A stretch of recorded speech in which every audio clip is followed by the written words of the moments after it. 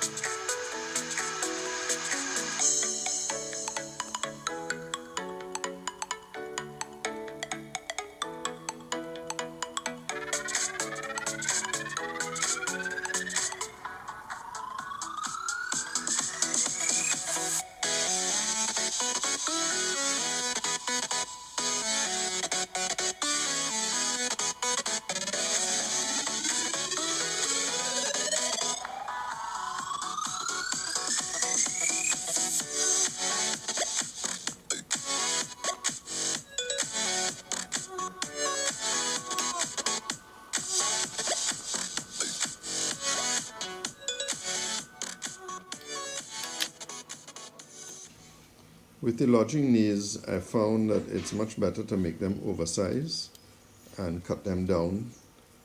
And again, experience is a great teacher, because I threw away the first set, having made them too exact, too short, and then one slip, and that was the end of it. And although you should use the measurement given in the book, I am more interested in how these look rather than the exact measurement. So again, just like how we're lining up the carlins, I'm doing the same thing with the lodging knees.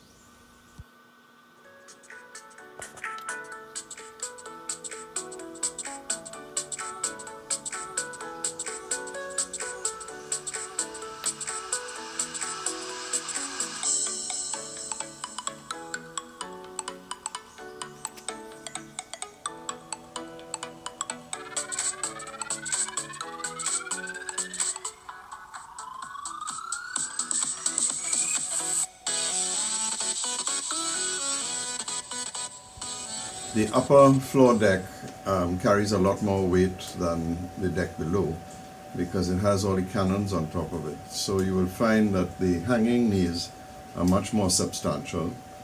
They are 4'6" on the hanging arm going down,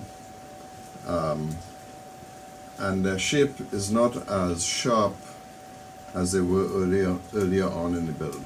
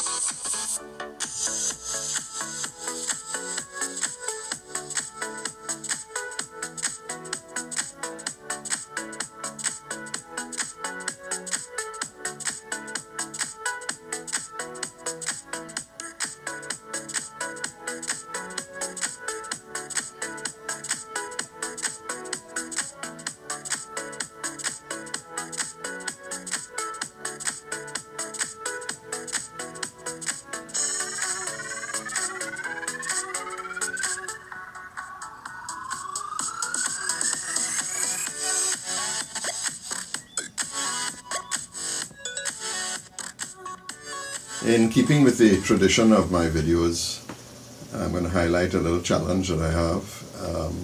Obviously it's related to an error I've made.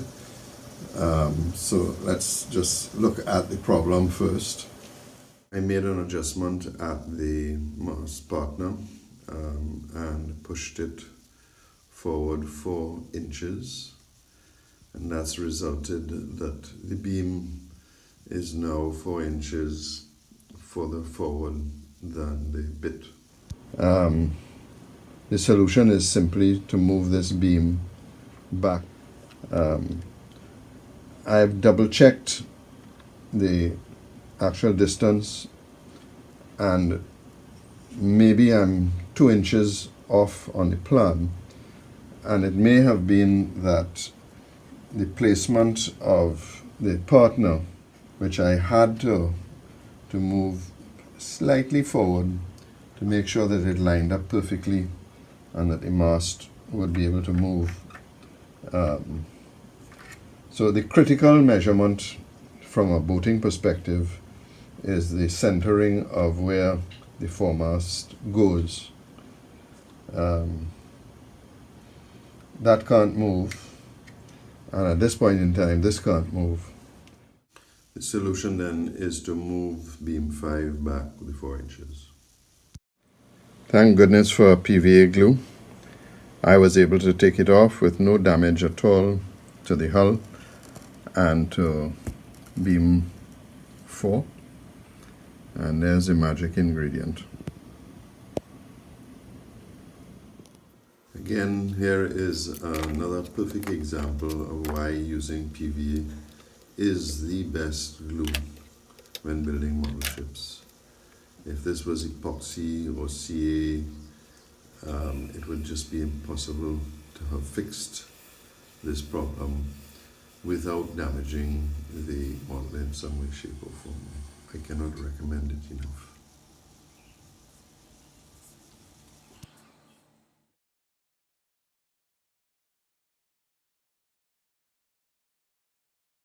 Although it's hard to see, but if you look at the base of the uprights, you'll see that the cleats have been installed.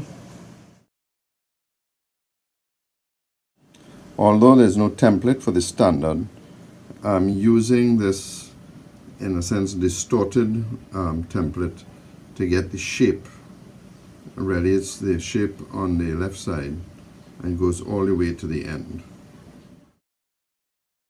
Sequence is everything in this setup, as I found out.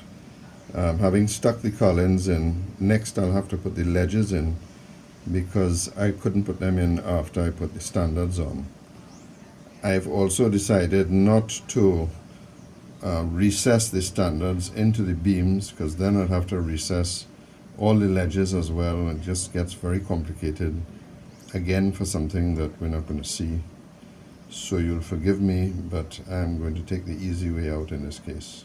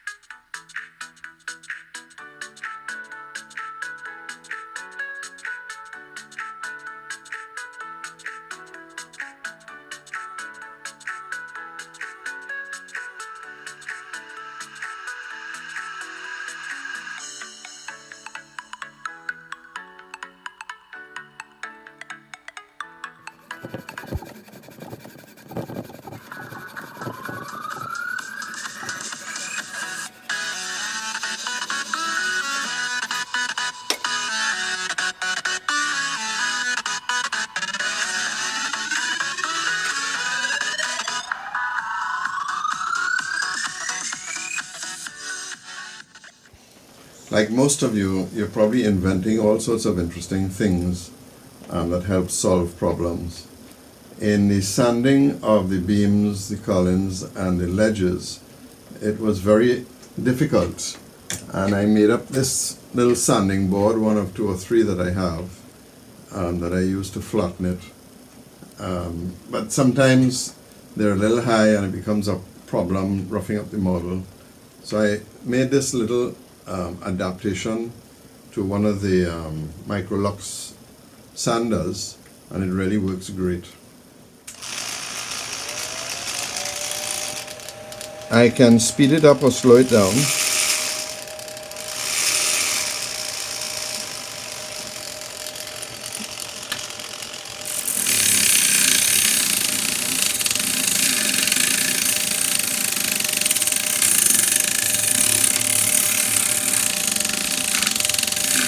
Really is a fantastic tool.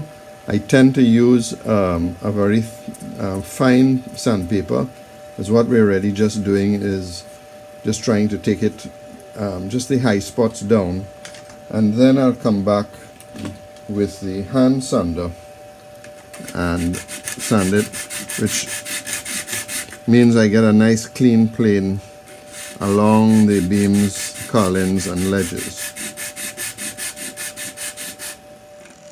This is the new transformer that's being sold by Micromart for the Microlux tools. The only problem I have with it is that the old fittings are very loose and don't fit well into the connections for the various tools. Another interesting tool that I came across is this lamp from Westinghouse. I actually got it from my computer table, but it's spending more time here on my model than on the computer table, simply because it's small, it's an LED light, it's rechargeable, and I can literally fit it anywhere on the model. So when I'm looking for light in a very specific place, it's very easy for me to place that light and to see what I'm doing. The other thing I've been trying to do is to put the cuts for the carlins and hopefully eventually the ledges before I actually stick the piece. So going back to my policy of trying to make everything balanced in terms of how the carlins are placed on the model, I'm more interested in the symmetry than the exact measurements. So you'll see that I've drawn them out. I do balance them. I've recentered, and now I can take this out, and certainly on the beam I can prepare these off the model, which means I get a much better quality recess. I can't remember who pulled me up, but I was using a chisel and going in this direction, waiting to take this finger. This is Greg or David, I really can't remember. So I went and got this little leather guard, which really works fantastic in protecting my fingers. And as such, I can now, so that if I get a slip, I am protected. The other important thing that we perhaps take for granted is the best way to prevent a slip, which means you're pushing too hard with a chisel, it's not cutting, is to have a very sharp chisel. So I tend to sharpen my chisels before each major chiseling time.